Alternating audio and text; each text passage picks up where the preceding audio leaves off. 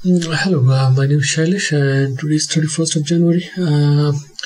So today we'll solve this part C of CSIR NET exam from December 2014. So part A and part B we have solved it before. So today we'll solve the remaining third part. So this part has about this part has 30 questions and you're supposed to answer about 20 of them. Okay, so let's have a look at this. So this is the first problem. It says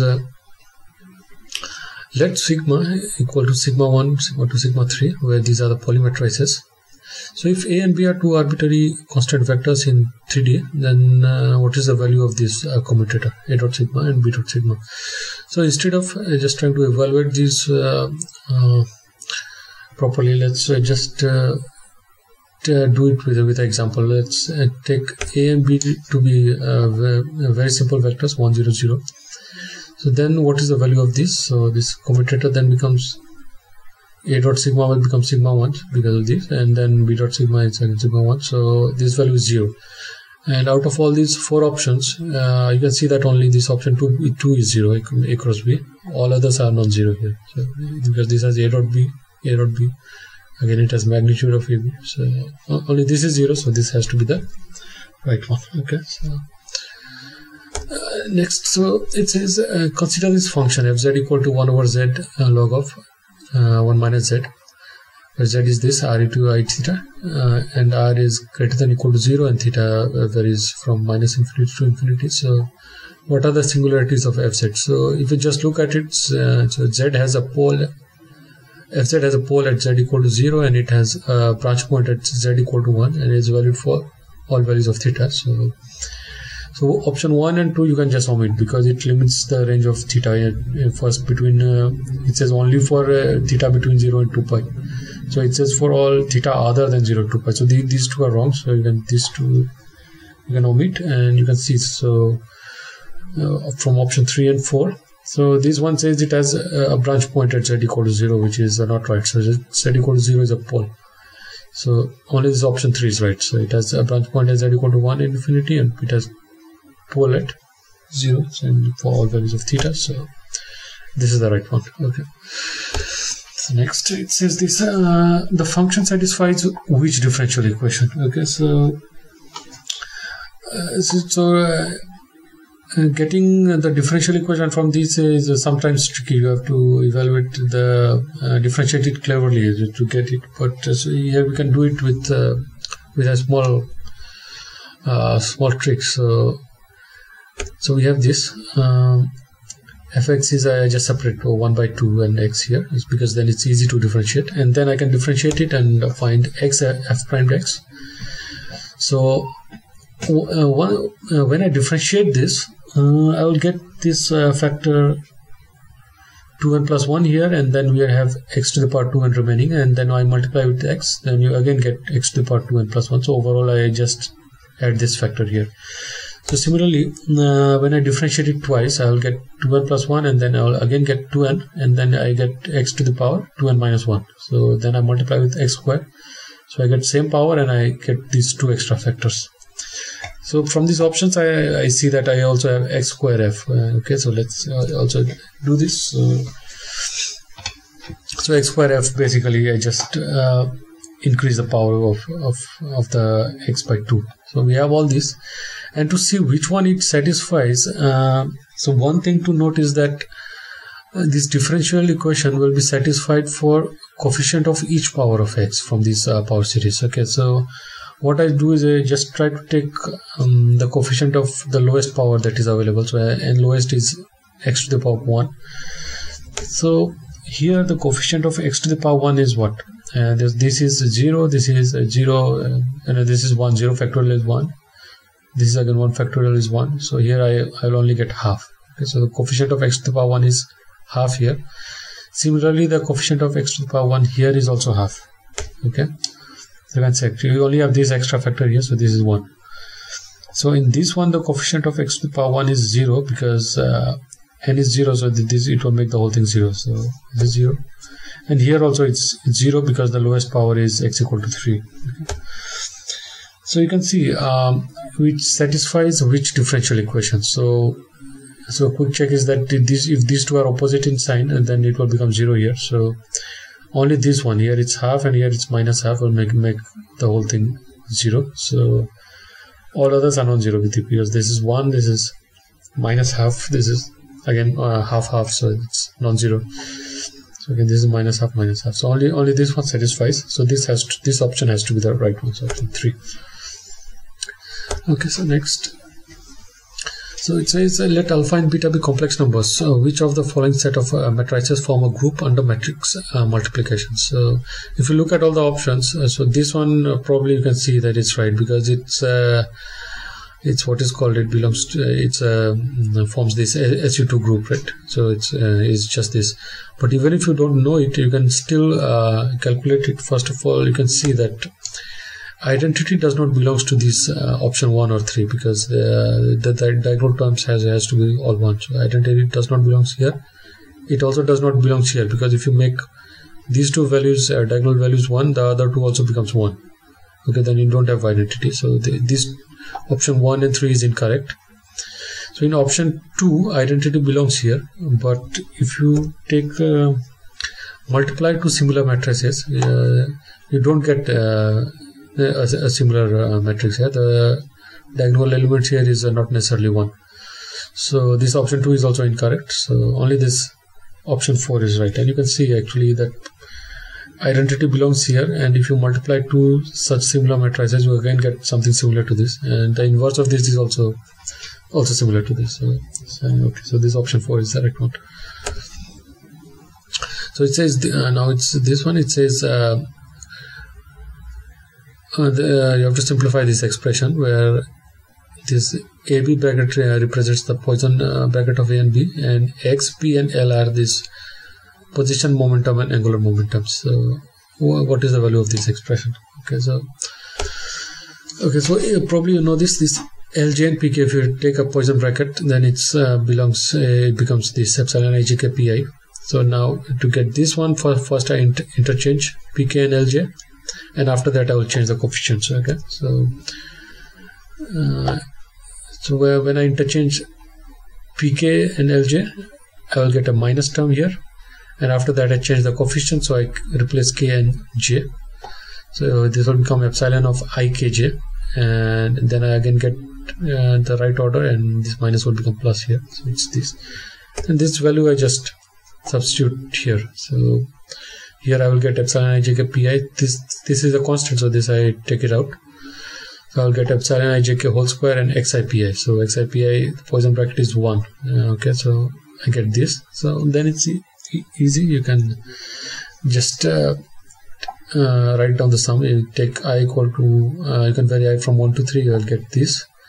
And then when I vary J from 1 to 3, so here epsilon 1 is 0, then other two are non-zero, and so on. When J is 2, this term is 0, these two terms are non-zero. When J is 3, then this term is 0, these first two terms are non-zero. So I'll get a expression like this, and then I can vary K. So when K is 1, you can see that these two terms are 0, this is 0, this is 1, and this is 1. So when K is 1, you get 2, and then when you put K equal to 2, so then this is 0, this is 1, these two are 0, there you get 1. So again you get another term 2, and when K is 3, you will get again this term as 1 and this term as 1, the sum is 2, and the remaining term 0. So overall you will get 2 plus 2 plus 2, so that will be 6. So this option 2 is right. Okay, so next it says this mechanical system is described by this Hamiltonian. HPQ is this. So and it says there is a new canonical transformation, and the generator is this F of Q, and capital Q is this. So Hamiltonian is this in the new coordinate of capital Q and capital P is what. So okay, so this is also quite straightforward. So if you know this formulas, a small p is del F over del of small q, and capital P is del F over del of capital Q. So if you write this will become capital Q by Q square and this other one, it becomes minus 1 over Q. So from here I can get I can replace Q as minus 1 over P. If I do it here, I can also get the value of P is capital Q into capital P square, and Q is minus 1 over P. So these two, I replace the value of small p and small q in this one, and I get everything in terms of capital P and capital Q. So this P square will become Q square P to the power 4, and this Q square will become 1 over P square. So this option 4 has to be the right one. So this is the correct option. Okay. So next is this. It says the probe Mongolian was sent recently to explore the planet Mars. The interplanetary part of the trajectory is a half ellipse with Earth at the time of launch, Sun and Mars at when the probe reaches the destination. So the probe is launched here, and when it reaches the Mars is here, and the path is basically a half ellipse. Okay, and the radius of Sun is r, the radius of Earth is ra, and the radius of Mars orbit is rm. It says. So now it says the velocity of the probe during its voyage when it is at a distance between RE and RM, it's much greater than RE and much smaller than RM from the Sun, is what? So okay, so when the probe is somewhere here, then what is its value? So instead of solving this problem for ellipse, so let's say we can replace this by an equivalent circular orbit whose diameter is RE plus RM. So radius is RE plus RM by 2, and Sun will be at the center of the circle, a semicircle basically, and then we can solve for V. Okay, and then I try to see which one satisfies here. So what I do is I do this approximation. RE plus RM is basically I just put 2R, and when it's at the center, then the center from distance from Sun is again it will be equal to R. So small r is also equal to R. And now I can calculate the velocity from this formula. Okay, so this centrifugal force is equal to the gravitational force. That gives me the value of V equal to Gm over R. So I can just try to see if I put these values here, which one or which ones become the simplifies to this. Okay, so in the first one I get RE plus RM is 2R, and then again I'll get R here and then R here. So this will be 2 over R. The next one will be this is 2R minus R, so this is R, and this is 2R, and this is R, so this is 1 over 2R. Here I can put this one as R, and let's say this one as R again, so this is 1 over R, and this one I put R equal to R, so this is this. So from all these options I see which one is equal to this, only this one, yeah, because 2 and 2 will cancel. Only this option simplifies to this. So, and all the others are different. Okay, this is 4 over R. This is 2 over R. This is also 2 over R. So this option 2 has to be the right one. So this is how we can solve this. Okay.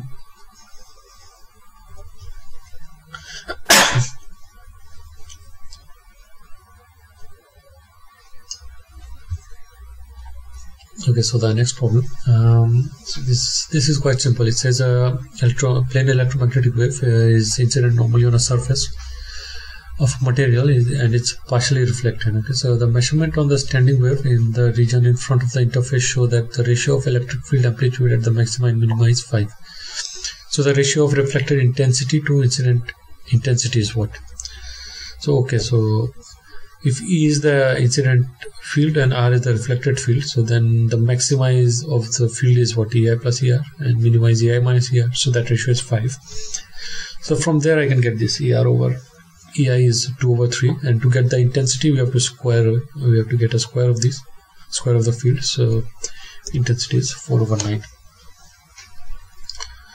Okay, so next it says the scalar potentials phi and A are determined up to a Gauss transformation. Okay, phi prime is phi minus del psi del t, and A prime is A plus grad psi. So where psi is arbitrary and continuous differential function of x and t. So if we further impose a Lorentz condition, this grad of A equal to 1 over psi of del phi del t equal to 0, then what is the possible choice of a Gauss function? Okay, So okay, so first I simplify this. I put the value of phi. Okay, phi is phi prime plus del xi del t, and a is a prime minus grad psi. So I just put it here in this equation, and I get this. So these terms grad a plus 1 by c del psi prime del t. So that part will be 0 because of this. And what remains is basically just a function of this. So from here I can see which options basically satisfies. So here there is a space part, and then there is a time part which I can differentiate separately and see which one becomes 0. Okay, so in this first option, if I take a minus grad square psi, so this is cos h, so I differentiate it twice, it will just become k square times cos h, and then minus is minus k square, and this time part I differentiate it separately twice. So this is cos, so I differentiate it twice, it will become minus of omega square, and then 1 by c. So it's minus k square minus 1 by c omega square of psi. In this second option, okay, so this one will become minus, and because of this minus it will become plus. Yeah, because this is cos and this is the hyperbolic function, so this will become plus, so it's this. Similarly, the third one becomes the same, and in the fourth one both terms are hyperbolic terms, so you will have one minus and one plus. So which of these is 0 here? So you can see there is basically a factor of 1 by c missing. So if I just put additional 1 by c here, and then I can say that omega square is c square k square, then this term becomes 0. And also if you read the text, normally they put when they do this Gauss transformation, they put a factor of 1 by c normally in this term, and then you can have this. So maybe it's most probably it's a printing mistake from in the question paper, and a factor of 1 by c should be here, and if that is there, then this one will satisfy. This option 4 will be the right one. Okay, okay. So and if okay, if 1 by c is not there, then basically none of them are correct. Okay, so next problem, it says a non-relativistic particle of mass m and charge e moving with a velocity v and acceleration a emits radiation of intensity I. So what is the intensity of the radiation emitted by a particle of mass m by 2, charge 2e, velocity v over 2 and acceleration 2a? So this is basically, if you know this Larmos formula, it gives you the intensity of the emitted radiation. So it's only a function of the charge and the acceleration. It's not a function of velocity, and obviously it will not depend on mass. So okay, so here charge is doubled and acceleration is doubled. Once you do that, so this will become 4 times, this will also become 4 times. So overall the intensity will increase 16 times.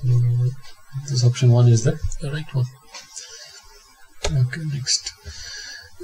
Okay, so it says the ground state energy of the attractive delta function potential is this. It's a v is equal to minus b delta x. So delta x is a delta function, where b is 0, and it's calculated with a variational trial function of this a cos pi x over 2a. So what is the ground state energy? So to do this, okay, so let's we have first basically normalize psi into psi square x. Integral is 1. So from here I get the value of a. So integral of this value is basically a. So a is 1 over root a. And then now I get the mean value of a will be basically this psi star h psi. And if I differentiate that with respect to a, basically the minimum value of this integral gives you the ground state energy. So okay, so let's evaluate it. So I put the value of h is this, and v is basically minus b delta x, and once I put the value of v here and integrate, I'll just get if you integrate the delta function, I will just get the value at 0. So basically you will get this. Okay, so if you put minus b delta x here, so delta of 0, this term will become 1, this term will become 1, and you will only have this minus b here, and a factor of minus 1 by factor of 1 by a here. So it's this minus b by a, and this one you differentiate it twice, so you get pi over 2a whole square, and then you integrate the cos square x, and so that will be a, so that will cancel with this 1 over a, and you will have this. So now you do this, basically DEDA is 0, and you will get this, and you get the value of A. And this value of A, basically you just put it here, put this A here, and this is your ground state energy. Ground state energy is basically this, and you can simplify it, and then you will get this option 2 as the correct one here. So here is half, this will become minus half, and then it's 4, so that would be twice. Okay. Okay, so the next one, it says let Xi be this C0 of 0 and C1 of 1, where C0, C1 are constant and C0 square plus C1 square is 1. Be a linear combination of wave function for the ground and first excited states of a one-dimensional harmonic oscillator. So for what value of C0 is the expectation value of X minimum? Okay, so this is my expectation value of X, and I operate this bracket on both sides. So these functions are orthogonal. So okay, so once you have these what I call these terms like 1 and 1 here, and the expectation value of that will be basically 0, yeah, because I mean, one way to see is that this is a let's say odd function or even function. The square of this will be even, and you multiply it with X, that will be odd function, so expectation is 0. So basically the expectation between the same states will be 0, and between the cross states only the cross states will survive. So you will have this C0, C1, 1x0 and 0x1. So now you have to evaluate this. So you can do it with harmonic polynomials, or also simpler ways to use this ladder technique. So you write X as this one here, A plus A dagger into this factor will be there, and then you operate in this one, you operate dagger on this side, so you will get like a root 2 times 1, and this one will become 0. So you get factor of root 2, and on this one you operate A on the left side, yeah. So this will become root 2 times 1, and this A dagger will make it 0. So it will be like a root 2 times 1, so that will be 1. So here it's this, and now you have to find the maximum value of X. So this one, for this you can write that C0 C1 is you can write this arithmetic mean geometric mean inequality. So this is 1, so C0 C1 has to be less than or equal to 1, and equality happens when C0, when both these two terms are equal. So basically when C0 will be equal to C1 equal to 1 over root 2, then you will get the maximum value. So C0 has to be this, C0 has to be 1 over root 2, so only this option, this 1 or 3, and once you put this as 1 over root 2 here, so this will become 1 by 2, and this will become 2 root 2, so this factor 2 will be here, yeah. So it's this, and this basically simplifies to h bar over m omega. So all these factors will go, 2 will go here, and root 2 will go from root 2. So this option is right. Okay. Okay, next one, it says consider particle m in this potential, okay, Vx equal to a into this modulus function of a, where a is greater than 0. So the energy eigenvalues in the WKB approximation is what? So okay, instead of solving this, if you just notice that all these options they have different dimensions, okay, because one of them is raised to 1 by 3, this is raised to 2 by 3, this is raised to 1, this is 4 by 3. So not all of them will have dimensions of energy. So if you can just see which one has the dimension of energy, basically you have solved it. So to do this, if you just notice this term a bar h bar over root m, so you have this factor here, only these terms have the dimension and all other are dimensionless. So what is the dimension of this? So a into x has dimension of energy, so a has dimension of energy over length, h bar has dimensions of energy into time, and root m basically has dimensions of root of mass. So this one, if you simplify, you get energy square over this, m half L t to the power minus 1. So this also has a dimension of root e. Okay, so this whole thing has a dimension of e to the power 3 by 2. So if you raise this one to the power 2 by 3, you will get the dimensions of energy. So only this option 2 has the dimensions of energy. So only this one has to be right. Okay, so even if you don't know this WKB approximation, what it is, still if you can just figure out this trick, you can still solve it. Okay. So alright, so next is this. It says the Hamiltonian H0 for a 3-state quantum system is given by this matrix 1 to 2. Okay, and it's perturbed by this quantity H prime, which is this matrix. So what is the resulting shift in energy in the eigenvalue of E0 equal to 2? So here you can see this diagonal matrix. So the energy eigenvalues are 1, 2 and 2. So it's a degenerate system at E equal to 2. So here you can just apply your degenerate perturbation theory. So let's take let's take this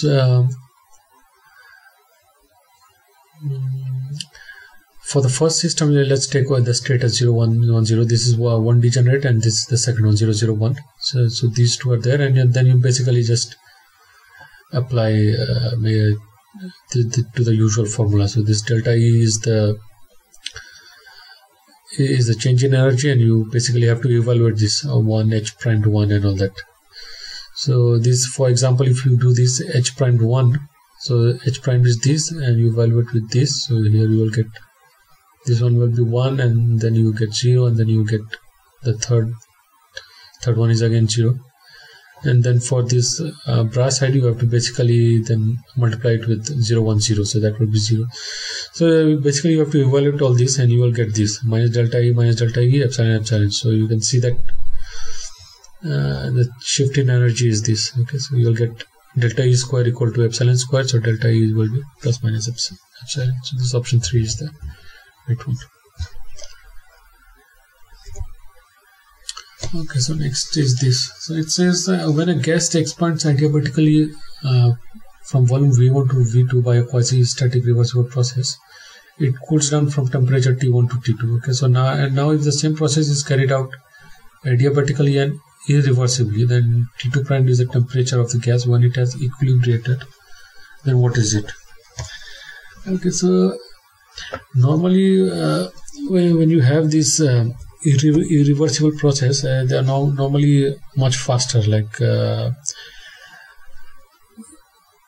so, if this first part represents the adiabatic curve, the irreversible process will be slightly more kind of steeper than this. So from here you can get kind of approximation. So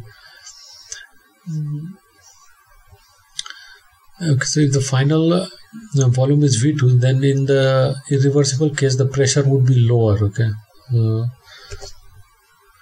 can write P2 prime is greater than is less than P2, and from there you can just once it has equilibrated, then you can apply that P2 prime V2 over T2 prime equal to P1 V1 by T1, the initial state of the gas, and this for the adiabatic case this is equal to P2 V2 by T2. So from there you can get this. Basically you can get T prime is less than T2. So which option is right? So only this option 3 or 4 has to be correct. But if V1 equal to V2, then T2 prime becomes 0. So this of course is not correct. So this option 4 has to be right. Okay. So instead of solving it exactly, I mean this problem can be solved exactly also. But I mean you can also solve it through this. So it's when you follow this irreversible process, you somehow have to know what exactly the process is, and then you can solve it. Otherwise, it's difficult to say. I mean, anyways, okay, we have solved this one. So this problem 16 is easy. It says a random walker takes a step of unit length in the positive direction with a probability 2/3 and a unit length in negative direction with a probability 1/3. Okay, the mean displacement of walker after n steps is what?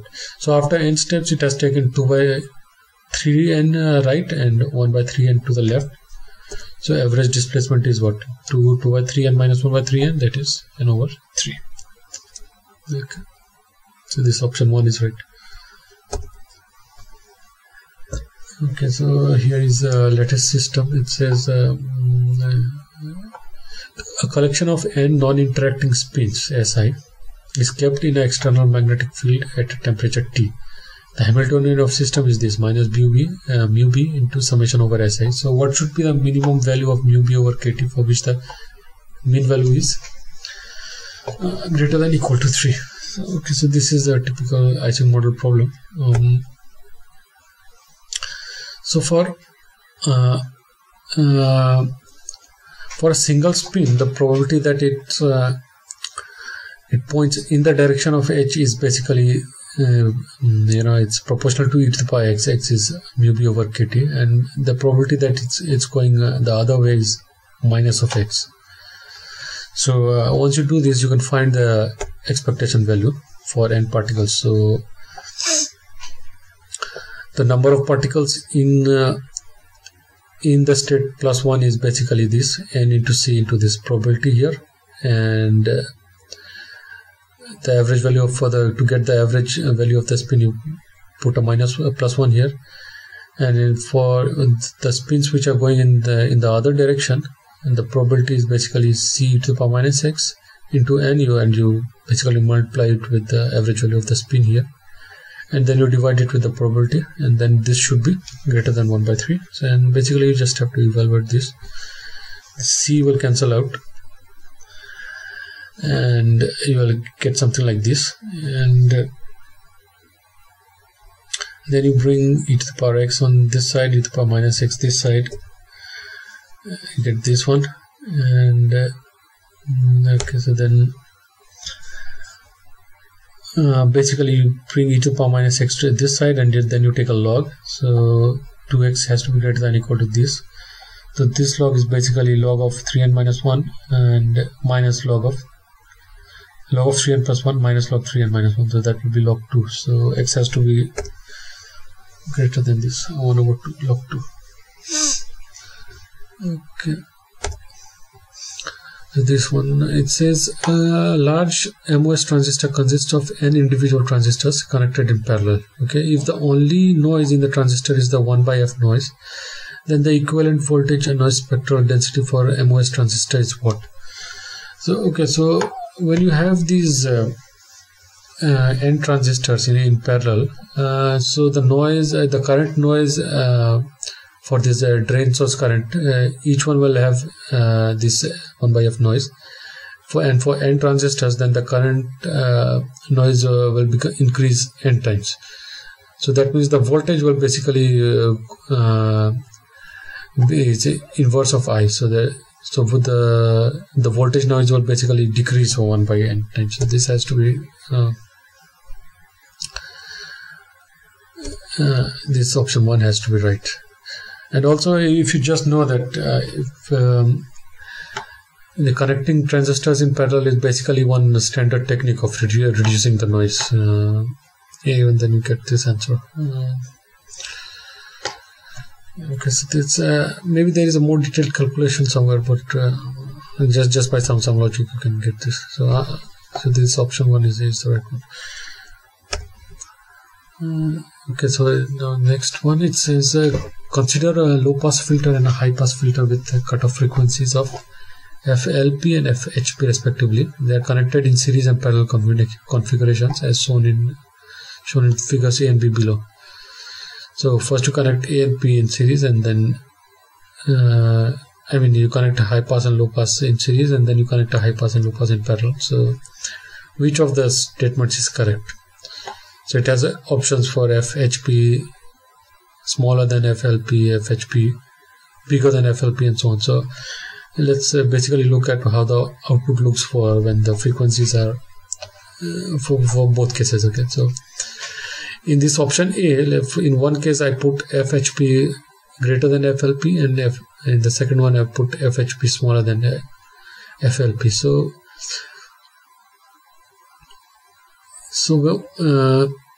in this case 1, so first it goes through a high frequency filter. So basically means all the frequencies which are below this FHP, that it will stop, and it will allow this one only FHP.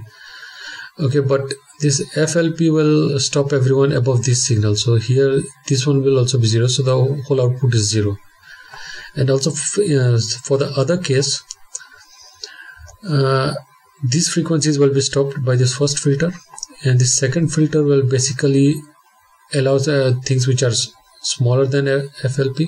So here you will have a signal, and when the frequency is higher, then it signal again becomes 0. So you will have basically a band pass filter. And in case 2, in the first case, when the HP frequency is higher, then you can see that all the frequencies which are higher than this, it can go through this first one, and it can go through the output. And all the frequencies which are lower than FLP, it can go through this one. So here you will again have output, and when it's in between, this one will also stop it, and this one will also stop it. So here you will have a 0. Okay, so then it can't go through either of these. So here you have basically a band reject filter. And in the last option, in this one, basically when it's higher than FLP, then it's greater than this one also. So this part will, both the filters will allow this part. And when it's smaller than HP, then it can go through this. I mean, for FLP, only this one will allow. Below FHP, this one will allow, and in between it's both will allow. Okay, so you will have a signal for both. So if you look at all the options, only this option 3 is the right one. Okay, for FHP greater than FLP, A acts as a band pass filter, this, and B passes the signal without filtering. It's this. So this option is right. Okay, so next is this. So it says when a laser light of wavelength lambda falls on a metal scale with 1 mm gratings at a grazing angle of incidence, it's diffracted from the vertical chain. It's diffracted from a vertical chain of diffraction spots on a screen cap perpendicular to the scale. So if the wavelength of the laser is increased by 200 nanometers, the first order diffraction spot changes from 5 degree to what? So basically, if you look at this diffraction formula, you will see that change in theta is basically delta lambda by A. I mean, it has some sine inverse terms and all that, but since delta lambda is very small, it's 200 nanometers compared to the period size of 1 mm. So you can neglect that, you can just get this. So here you can just substitute the values. You can convert this to degrees, and delta lambda is 200 nanometers, period is 1 mm. So this is basically this one here, and this simplifies to around 0.01 degrees. So from 5 degree it will change by 0.01 degree. I mean, it's roughly 0.01. So it will increase or decrease depending on from where you are measuring it. So only this one represents the right change, option 3. So this one has to be right. Okay.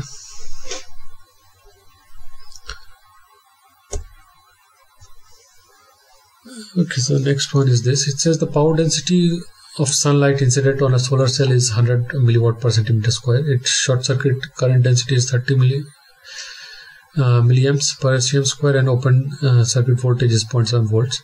If the fill factor of the solar cell decreases from 0.8 to 0.5, then the percentage efficiency will decrease from watt to watt.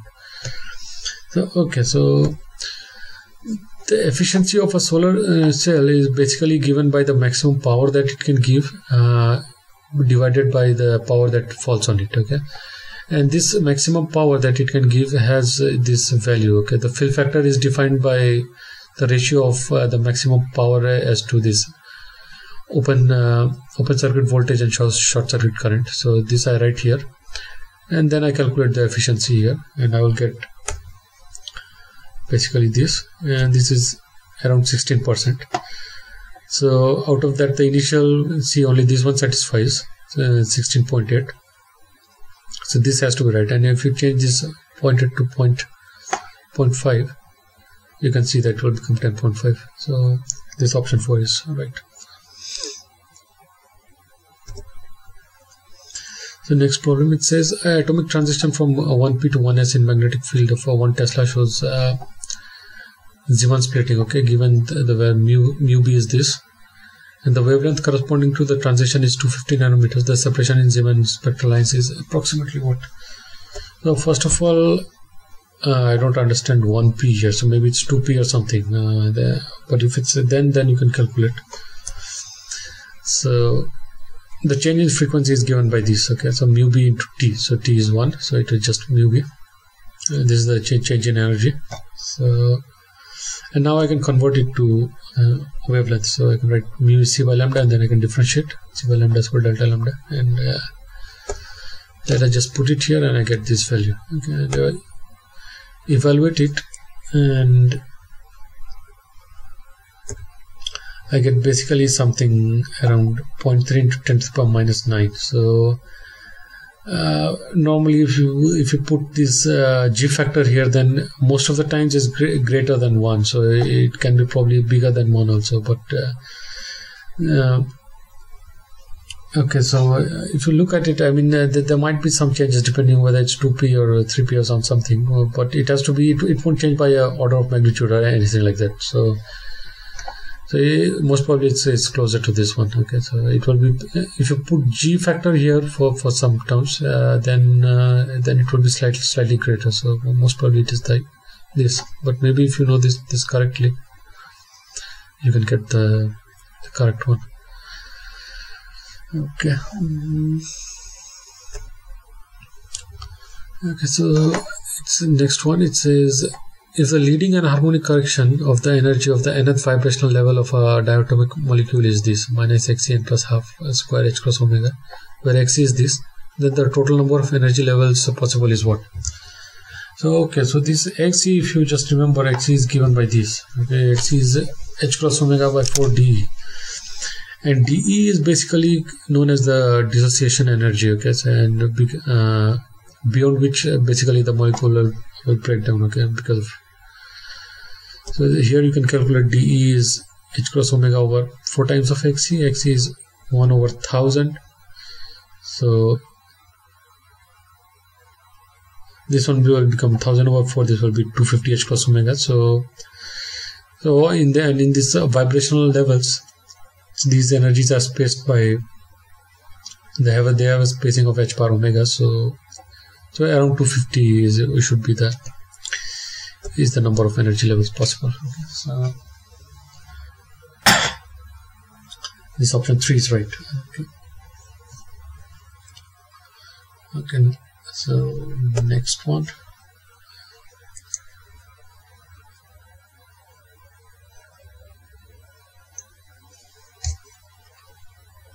Okay, so this one, it says the effective spin-spin interaction between electron spin and the proton spin is given by this Hamiltonian, h bar equal to a se dot sp. As a result of this, the energy levels are split by what amount? So this is basically the hyperfine splitting. So the normal way to do is you define this f quantity, which is se plus sp, and then you square it basically to get this se dot sp term. Okay, so the energy eigenvalues will basically have these terms, f into f plus 1 minus ss plus 1 and pp plus 1, and f will have values 0 and 1. So it will have 0 when this se and sp are anti-parallel to each other, and it will have 1 when it's parallel to each other. Okay, so when f is 1, so you will have one energy level as at this value, so it will be shifted by this amount. So here f is 1, this is 2, let's say these two are both 1, so it's half and 3 by 2 is basically it gets one energy level, it gets shifted up by this amount, h square by 2 and half of that. and when f is 0, so then this term is 0, and then this one is half, and this one will be minus half. So once you calculate that, you see that one energy level shifts down. Okay, so this ground state energy will basically splits into two energy levels, and the difference in these two is what? So it's h square by 2. So it's this option 1 is the right one. Okay, so next problem, it says consider the crystal structure of sodium chloride, which is modeled as a set of touching spheres. Okay, each sodium atom has a radius r1 and each chlorine atom has a radius r2. The center of sphere form a simple cubic lattice. The packing fraction of the system is what? So instead of trying to solve for this NaCl, I can just simplify this. If I say if r1 is and r2 are both equal, then the packing fraction should actually reduce to that of a simple cubic. So for simple cubic, you can calculate the packing fraction is each sphere contributes 1/8, so its volume is 1/8 of 4 pi 3 pi a cube, and there are 8 such spheres in the corners, so it will be 8 of that, and the volume of the cube is what? The side will be 2, and distance between two spheres, it's basically twice the radius, so it's this. So this value is 1/6 of pi, and you can see that if you put r1 equal to r2 equal to a in all of these, only this option 2 basically gives you the same value. Okay, so this option 2 has to be the right one. Okay. So next one, it says consider two crystalline solids, one of which has a simple cubic structure and the other has a tetragonal structure. The effective spring constant between atoms in C direction is half the effective spring constant between atoms in A and B directions. Okay, so at low temperatures, the behavior of lattice contribution to the specific heat will depend on function of temperature T as what? So for this low temperature regime, this Debye model is valid, and that gives T cubed, if you remember. So, and that is independent of the lattice structure. So these only for these intermediate values of T, you have to see the density of states and all that, and the form factor of and things like that, and then this lattice structure and the differences in that will make a contribution. But for low temperature, it varies as T cube regardless of what structure it has. Okay, so this option 4 has to be the right one. So next is this. So this is a very standard example of a superconducting ring carries a steady current in the presence of a magnetic field normal to the plane of the ring. So identify the incorrect statement. So the first one is this: the flux passing through superconductor is quantized in the units of hc by E. So hc by E is there, but if you remember, there is a factor of pi also. So it's pi hc over E. Okay, so the next one, the current and magnetic field in the superconductor are time independent. So that is correct. So if you calculate the time that it takes for a unit flux to leak out, that it turns out to be extremely large. So all the current will be in the superconductor all the time. So in this one, it says the current density J and B are related by this equation, where lambda is a constant. So this one also is correct. So this is known as the London equation, and this one has I think it has, this is a constant here. Okay, and the superconductor shows an energy gap which is proportional to the transition temperature of the superconductor. So that is also correct. So only this option 1 is not correct because there is a factor of pi also. It's quantized in the units of pi hc over E. So this option has to be the right. Okay, so next one, it says consider the 4 processes. There are 4 processes given here. So which of them are forbidden? Okay, so immediately you can see first this option 2 is not right because the charge is not conserved. Here you have a proton, electron, and here this side you have a charge 0. So if you look at the options, it says only 2 and 4, 1 and 4, 1 and 2. So I mean option 4 is not right because option 2 has to be there, and so this is number 2. So here, so it's this only 2 and 4, or 1 and 4. So if you look at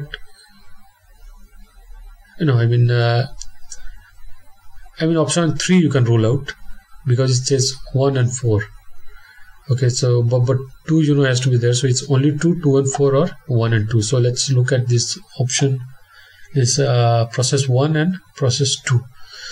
So process 2, the process 1 also looks alright. Everything is conserved here. Only one problem it may have is that the mass of neutron is actually much higher than this one. So, but this kind of processes normally happen at very large energies. So a moving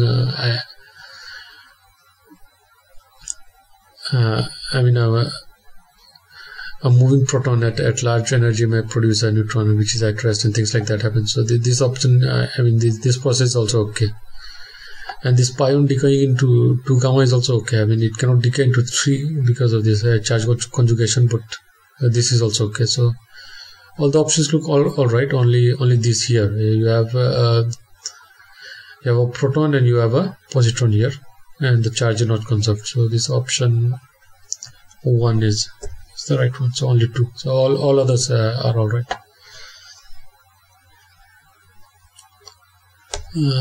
Okay, so it says in deep inelastic scattering, electrons are scattered off protons to determine if a proton has any internal structure. The energy of the electron for this must be at least what? So this is actually a very advanced problem, and the way you can solve it is basically you put the electron energy to be comparable to the potential energy of this proton. Only then it can scatter. Okay, so, and that potential energy is not the electrostatic potential energy, but it's the nuclear potential. So if you have some ways of doing this, then you can calculate it. Otherwise, if you just remember some numbers from particle physics, so around 1 giga electron volt is when this proton starts showing the structure of quarks. Then the scattering from these electrons, they show some bumps. So this number is basically this 1.25 giga electron volts. So this is when it shows some structures, and at this tera electron volt and something is when it is supposed to reveal all the quarks should be seen distinctly. So I'm not sure what is the present status of this experiment, but okay. So if you just remember this number, and then you can click this. Otherwise, it's a little bit difficult to solve. And now it's the last one. It says the binding energy P of a nucleus, and the mass number A and charge number Z is given by this. Okay, where the values of AV, AS, AC, and all this is given. Then the Z for the most stable isobar with nucleus with A equal to 216 is what? So basically, for the most stable isobar, you must have this del B del Z equal to 0.